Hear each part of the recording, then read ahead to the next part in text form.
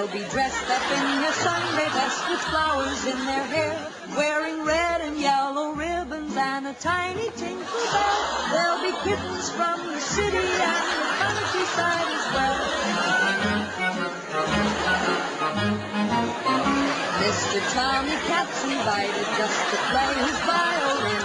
When the kittens pick their partners, then the dancing will begin. But perhaps I ought to tell you why there's such a happy crowd. There's a sign up on the wall that says no doggies are allowed.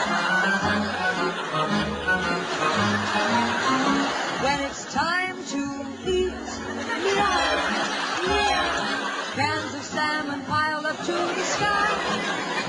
Each one has his little bowl of milk. For dessert, there's a catnip pie.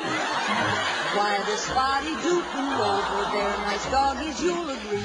And they ask the kitty cats if they could all join in the spree. But their big eyes tell a story, and it's sad as it can be.